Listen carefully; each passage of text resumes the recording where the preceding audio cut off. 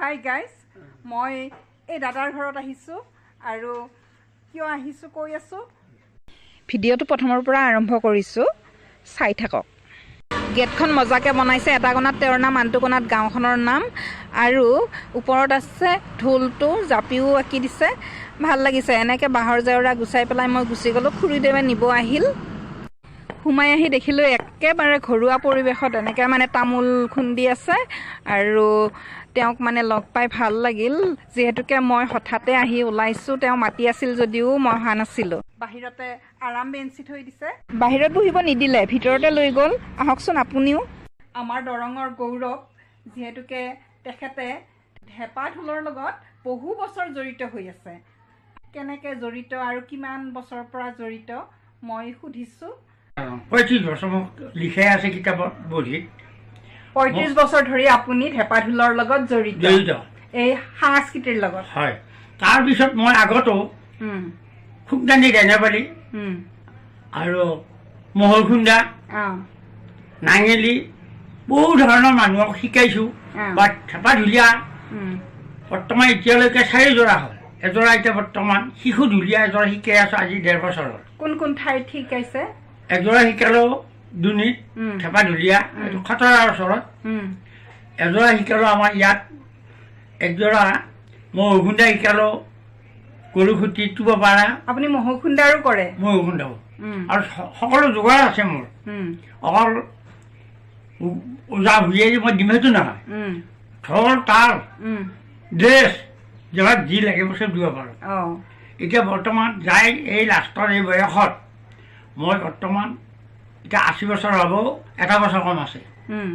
এতিয়া মানে চৰকাৰৰ পৰা মোক কিছু সুযোগ সুবিধা তেওঁলোকে মোক বহুত দিছে আৰু এতিয়া বৰ্তমান এই বয়সৰ পৰা মই কাণেদি কম শুনো, চকুত কম দেখা হৈছোঁ এতিয়া। তাৰপিছত যদিও কম দেখা হৈছোঁ, মই বহা নাই এতিয়ালৈকে। এতিয়া আজি বৰ্তমান মোক আমাৰ চিপাঝাৰ জ্ঞান মৰণিত তাত মাছে হেৰি কৰিব সম্বোধনা দিবৰ কাৰণে এই হেৰিয়ে বিধায়কে আজি 6টা বজাত মাছে। তেওঁৰ জন্মদিনৰ কাৰণে আমাৰ কেইজনমান শিল্পী, জানা বুজা শিল্পী মাতছি। কিন্তু আমি জানা বুজা হয় আৰু নহয়, তাৰপৰা ভাৱনা আমাৰ নাই যেতিয়া। আৰু মই সৰুকালী অৱস্থাৰ পৰাই মোৰ দেউতাই মোক জন্ম দিয়া দেউতা মোক কণা হ'ল। আমি ভাই ভনী 5টা, আমাৰ উপায় নাই। অ'ত চাকত থাকোঁ, ত'ত চাকত থাকি থাকি ভাস্কৰ গজং চহৰীয়া খোলীয়া পাৰ্টি, তেখেত আমাৰ গুৰু, তেওঁ খোলীয়া ভাৱৰীয়াত মই কলত ঢোল লৈ বৰ্তমান আজি ইমানখিনি পাইছোঁ যায়। আৰু ইয়াত সদায় ৰাজ্যৰ সভা মাথাত আছে মোৰ। আৰু মই পঢ়া শুনা নাই, সৰস্বতীক আৰাধনা কৰি সৰস্বতীয়ে পণ কৰি থাকে, মই কৈ থাকোঁ, এনেকৈ কওঁ সেনেকৈ কওঁ, সৰস্বতীয়ে কওঁ, কিন্তু মই পঢ়ি শুনি নহয়। আপুনি যে ভাৱৰীয়া কৰিছিল, কি ৰোল লৈছিল? ভাৱৰীয়াত মই প্ৰথম কলত ঢোল ল'লোঁ। তাৰপৰা যাই মই সঞ্জয় পাঠ ক'লোঁ। সঞ্জয় পাঠ? সঞ্জয়। সঞ্জয়ৰ পাঠ এটা মুখস্থ আছেনে? বাৰু সঞ্জয়টো এতিয়া মুখস্থ নাই বাৰু, ৰাৱণ বধন ক'ম। বাৰু কিবা এটা কৈ দিয়ক। তাৰপৰা ৰাৱণ বধ হ'ল নাটক গজং চহৰীয়াৰ জৰিয়ত। শেষত মোক দিলে কি কুম্ভকৰ্ণ আৰু কালনেমী। কালনেমী পাৰ্টত দুটা পাৰ্ট কৰে। তাৰমানে কালনেমী পাৰ্টত যিজন আমাৰ আগৰ গুৰুদেৱ আছিল তেওঁ অৱসৰ হ'ল, হোৱাৰ কাৰণে মোক লৈছে। লোৱাৰ কাৰণে সেই তেওঁৰ জৰিয়ত মই কালনেমী পাঠ কৈছিলোঁ। মহাৰাজ সৰ্বনা মহাৰাজ, ৰামৰ শত্ৰুকে এইফালে আক্ৰমণ কৰিছে। এতিয়া আমাৰ সৰ্বনাশা কি কৰিব? তেতিয়া লাহেকৈ ৰাৱণে, মামা কি হৈছে? ৰামৰ সৈন্যই কেইফালে চতুৰ্ফালে আক্ৰমণ কৰিছে। তাৰপিছত ৰাৱণে নিজে খৰ ধৰিছে।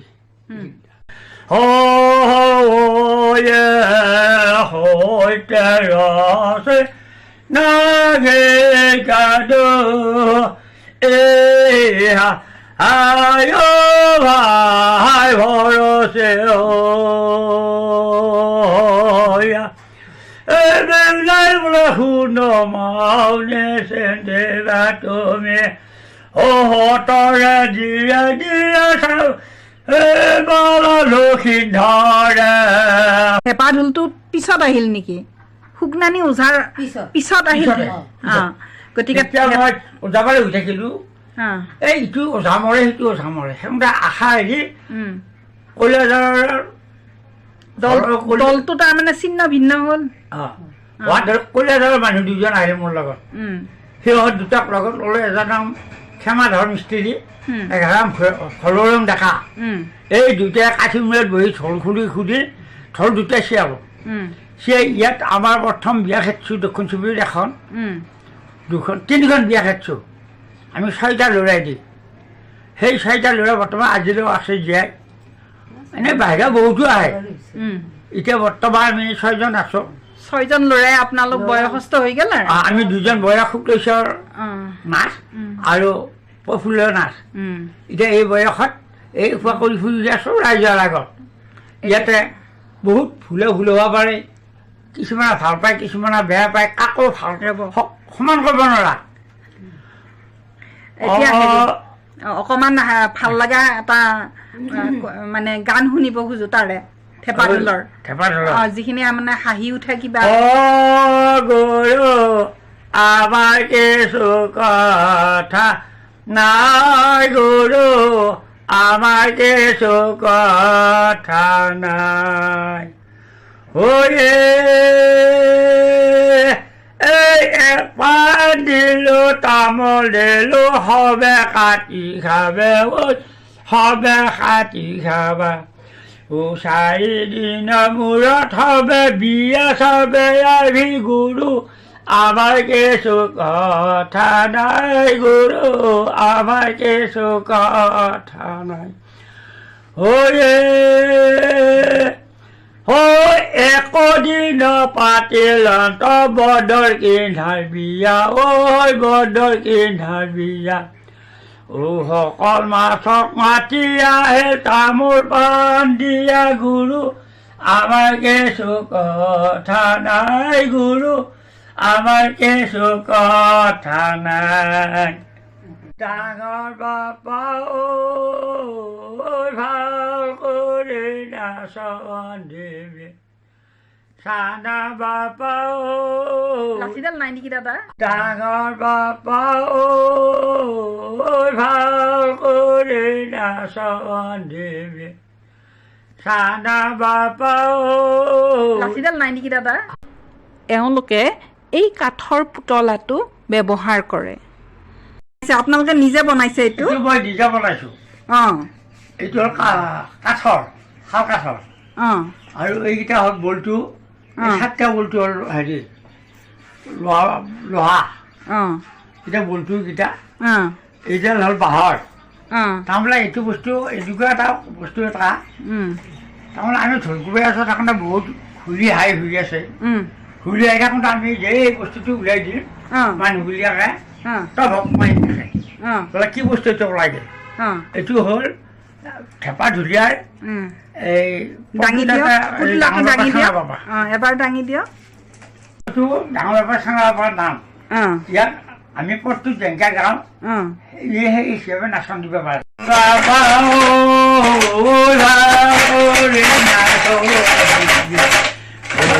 ডাঙৰ বাবা মৰি গেল, চানা বাবা আছে, মোৰ ডাঙৰ বাবা। ডাঙৰ বাবা চানা বাবা গাই, মোৰ ডাঙৰ বাবা। আপুনি মহৰ খুন্দাৰ লগত জড়িত আছো। তেতিয়া আগত কৰিছিল নে এইবিলাকৰ পিছত কৰিছিল? প্ৰথম মহৰ খুন্দাই হয় নেকি?